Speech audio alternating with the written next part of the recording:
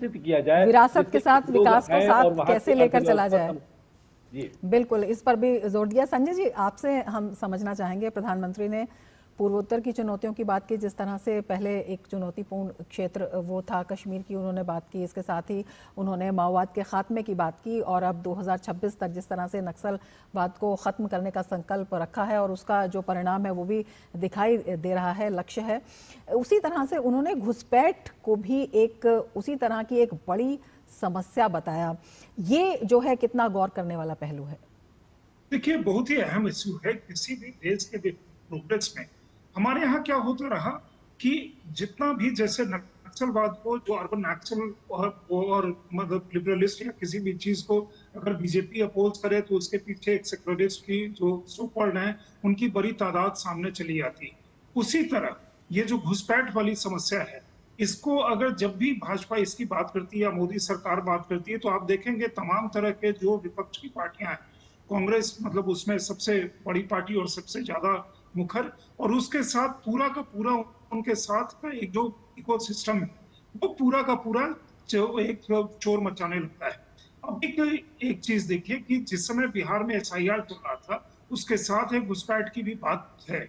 अगर कोई भी कहता है कि घुसपैठ नहीं है तो बिल्कुल डिनायल मोड में रहता है, या नाइविटी के कारण, या दूसरी चीज की कॉन्सियसली आप कहते हैं कि आप इन लोगों को आने दो। और ऐसे कई लोग, अभी एक डेलीगेशन गया था जिसमें जामिया के और बाकी जगह के कई लोग गए थे, और जिसमें कुछ लोग वकालत के पेशे से हैं, बाकी एक पूरा उनका ग्रुप था, और जाकर के वो कहने लगे वहां की आते हैं तो इनको आने दो, क्या प्रॉब्लम है।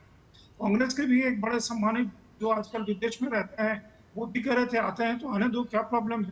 प्रॉब्लम ये है कि हम लीगल जो माइग्रेशन या मतलब सीए का पूरा कानून इसीलिए लाया गया, इलीगल घुसपैठी अगर आते हैं वो देश में हमारे आकर के वो सिर्फ एक अव्यवस्था फैलाते हैं और उसके कारण कई सारी समस्याएं वो पैदा होती हैं। इसलिए ये बहुत निर्णायक है और दुनिया का हर देश अब इस चीज के लिए काफी ज्यादा कॉन्शियस है।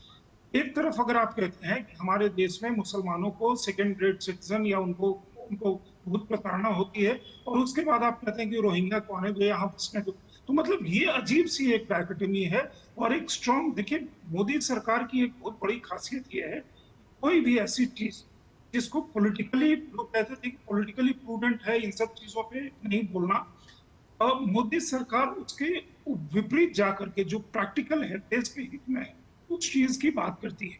आपने जिक्र किया, इसके पहले हम लोगों ने जिक्र किया नक्सलवाद का। 370 देखिए इस जन्म में तो नहीं हो सकता, हो गया 370। नॉर्थ ईस्ट के बारे में बीजेपी आने के बाद नॉर्थ ईस्ट में चुनाव भी होते थे तो केवल फुटनोट में आकर के चले जाते। अब नॉर्थ ईस्ट के इशू हाईलाइट होते हैं, इस सरकार का बहुत फोकस है नॉर्थ ईस्ट पे। नॉर्थ ईस्ट में भारत मतलब भारत के अन्य प्रांतों से जितने टूरिस्ट जा रहे हैं, जितने लोग नॉर्थ ईस्ट के प्रति जिनका रुझान बढ़ रहा है, या वहाँ जिस तरह की डेवलपमेंट हो रही है, एक इशू को लेकर के, मणिपुर के एक इशू को लेकर के काफी शोर मचाया गया, जिसके कारण कहीं काफी पहले से छुपे हुए थे वो उभरे हैं, और उनको मतलब बीच में एक कारणों में कॉन्ट्रडिक्शन थोड़ा शार्पन हुआ, जिसके कारण और भी और काफी डीप रूटेड और भी कारण।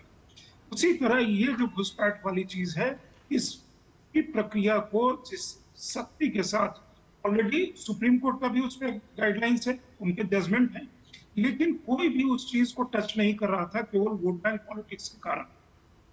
ये सरकार इस चीज को, मोदी इसका ऐलान 15 अगस्त के भाषण में कर चुके हैं, आज भी उन्होंने कहा, और इसके खिलाफ वो कदम उठाए जा रहे हैं। मुझे लगता है राष्ट्र हित में जो बात है, जो देश में बाकी बहुतायत में नेशनलिस्ट लोग हैं, ज्यादातर लोग नेशनलिस्ट है, एक छोटी संख्या जो है जो इंटेलेक्चुअल गार्ड के साथ आती है वो इसमें काफी शोर मचाती है।